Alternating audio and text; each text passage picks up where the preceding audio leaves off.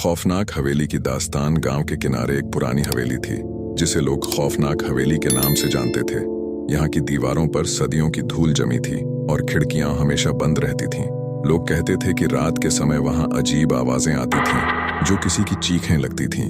एक शाम गांव के 3 दोस्त राज, सिम्मी और रोहित ने तय किया कि वे उस हवेली में रात बिताएंगे।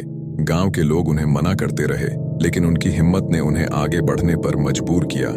जब वे हवेली पहुंचे तो दरवाजे पर एक पुराना ताला लटक रहा था।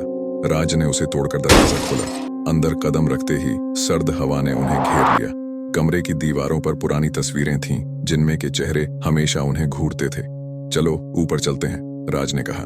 सिम्मी ने डरते हुए कहा, क्या हमें यहाँ सच में रहना चाहिए? लेकिन राज ने उसे दिलासा दिया। तीनों धीरे धीरे सीढ़ियां चढ़े। जैसे ही वे ऊपर पहुंचे, कमरे का माहौल और भी खौफनाक हो गया। एक कोने में एक पुरानी गुड़िया रखी थी जिसका चेहरा डरावना था। गुड़िया के कपड़े फटे हुए थे और उसकी आंखें जैसे उन्हें भेदती थीं। क्या करें, इसे उठाकर देखते हैं, रोहित ने कहा। जैसे ही उसने गुड़िया को छुआ, कमरे में एक तेज हवा आई और अचानक सारे दरवाजे बंद हो गए। गुड़िया की आंखों से खून बहने लगा और वह बोली, मुझे यहाँ मत छोड़ो। सिम्मी चिल्लाई, ये क्या हो रहा है? लेकिन गुड़िया ने कहा, तुम्हें यहाँ रहना होगा।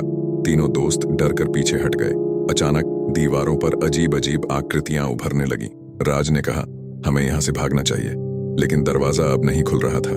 सिम्मी ने एक खिड़की की ओर दौड़ लगाई, लेकिन वह भी बंद थी। गुड़िया फिर बोली, खेल शुरू हो चुका है। डर के मारे तीनों ने एक साथ चिल्लाने का फैसला किया, बचाओ।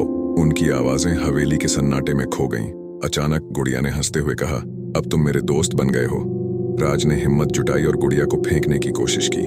जैसे ही उसने ऐसा किया, दरवाजे अपने आप खुल गए। वे भागते हुए बाहर आए और गांव की ओर दौड़ पड़े।